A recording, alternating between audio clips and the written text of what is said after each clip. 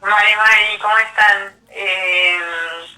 Bien, es la variable étnica, La siempre variable sigue étnica, siendo perdón. la variable étnica, y lo que aparece como distinción en este censo 2022 es la dimensión lingüística.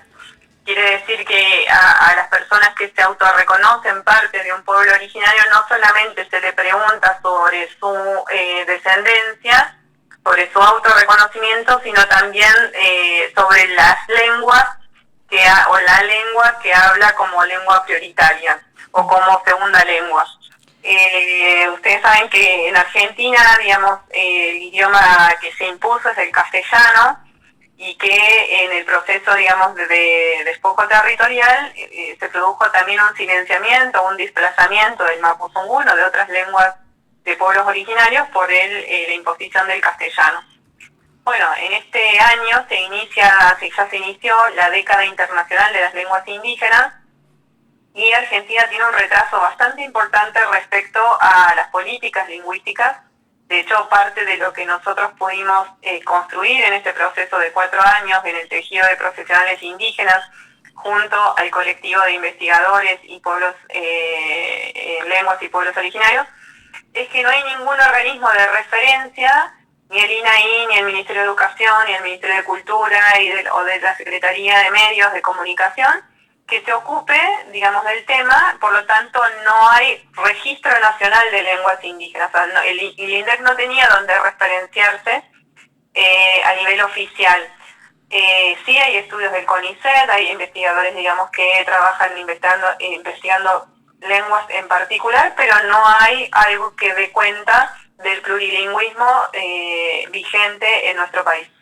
Entonces, este censo va a arrojar un dato aproximado, que es un dato que nos va a servir, digamos, a las comunidades, a las organizaciones, a los y las recuperantes de lenguas propias de los pueblos originarios, porque no es que nosotros la perdimos a la lengua porque decidimos no hablarla, fue parte de un proceso de imposición, y el silenciamiento de estas lenguas tiene una responsabilidad directa, que es el Estado. Por lo tanto, en este momento nosotros digamos, estamos en condiciones de exigirle, a partir de esos datos censales, que se invierta presupuesto para los procesos de revitalización lingüística.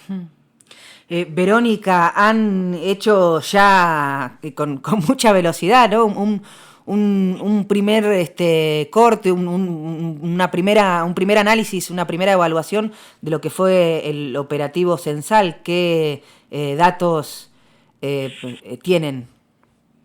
Bueno, como sabíamos que iba a haber problemas en el operativo censal, lanzamos esta mañana una evaluación que es por autorreporte. Quiere decir que la persona que participó en el censo como censista, o que no lo fueron a censar, que eran parte de pueblos originarios, podía decir cuáles fueron las dificultades en el día de ayer, que es el día del censo presencial.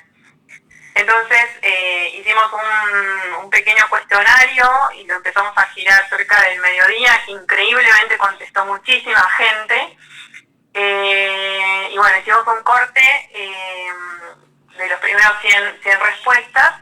Y entonces a la pregunta que hicimos es ¿qué observaron del trabajo de los censistas? ¿Cómo fue el trabajo de los censistas? Y el 50% de los que respondieron dice que no les preguntaron sobre su identidad étnico o sociocultural. Quiere decir que no le preguntaron la pregunta 22, 23 y 24. ¿Qué porcentaje, perdón? 50%. Es un montón.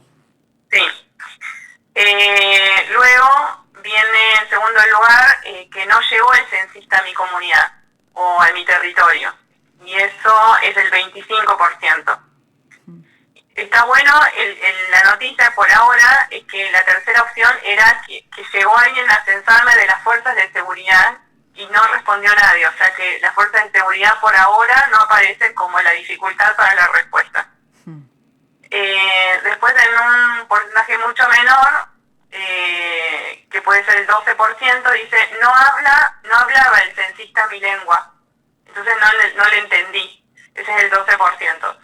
y el otro 12,5% dice no quiso rectificar la información que yo ya había cargado en el censo digital. O sea, me di cuenta que en el censo digital respondí algo mal y cuando llegó el censista le dije que rectificara y el censista no quiso rectificar.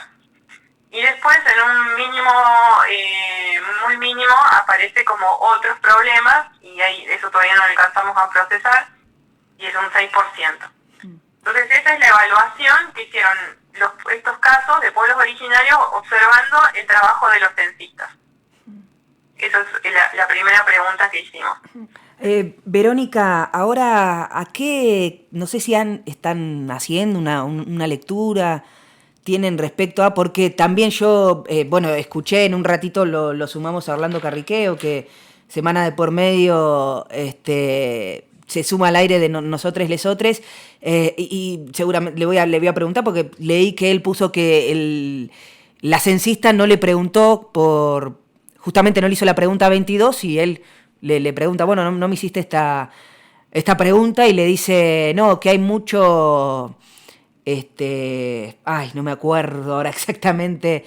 Son muchas preguntas y que iban a tardar más tiempo. No, como que había mucha, que les hacía mal a algunas personas esa pregunta, entonces prefirió no hacerla la censista. Bueno, no te le tengo que decir a Orlando que conteste el instrumento porque esa puede ser otra opción. Bueno, en algunos casos... Le pregunté a la censista, me dijo que la estaban obviando porque algunas personas se sentían incómodas con las preguntas. Así fue. No, eso... Bueno, pero es interesante, digamos, escuchar el después, ¿no? Porque también estamos acostumbrados a... o por lo menos, digamos, bueno, una vez que se pasó el censo ya pasó, y la particularidad de este censo es que como mucha gente respondió el digital, los censistas que no tenían muchas ganas de trabajar, digamos, pasaron de largo algunas preguntas y algunas casas. Entonces, creo que parte de lo que nosotros trabajamos dentro del tejido es, producir información como primera fuente nosotras mismas. No sabemos qué incidencia vamos a tener respecto a ese informe que seguramente después del 24 de mayo, cuando se cierre la etapa digital, tendremos algún reporte, no lo sabemos del INDEC. Lo cierto es que hubo tantos problemas, digamos, con la aplicación también de los censistas, es que mucha gente eligió contestar simplemente, digamos, con el papel. El censista iba con el papel y prefería el papel y no la aplicación. Pero el INDEC anoche larga un 0800 para que la gente que no fue censada se cense, colapsó. Entonces esta mañana decidió abrir nuevamente el censo digital para completarlo hasta el 24 de mayo. O sea que aquellas personas que no pudieron o que el censista no pasó por su casa, podría hacerlo ahora de manera digital. Y lo que estuvimos conversando también dentro del tejido es que si en algunas zonas no hay accesibilidad, digamos, a Internet, bueno, somos las comunidades que tenemos acceso quienes tenemos que convocar a esa parte de nuestra comunidad a llegarse hasta el centro comunitario, hasta la posta sanitaria, hasta la casa de un vecino que tiene conectividad y hacer el favor, la gauchada, de completar el censo, porque es muy importante el dato que surja de acá, porque significa, digamos, la proyección de una política poblacional por 10 años, ¿sí? Entonces, si bien en Argentina se hace y se diseñan políticas públicas sobre percepciones, a veces es necesario, o muchas veces es necesario que aparezca el dato cuantitativo. Por eso nosotros fuimos muy insistentes en instalar este tema en la agenda pública y que ese dato no solamente le sirva al Estado, sino también a nosotros mismos, porque tenemos capacidad de tener esa información, esa base de datos, esos microdatos para hacer nuestros propios análisis y nuestros propios procesamientos, que es la etapa que viene, en la etapa post-censal, exigir que esos datos se bajen lo menos limpio posible, o sea, lo más crudo, en bruto, para que nosotros podamos hacer el procesamiento.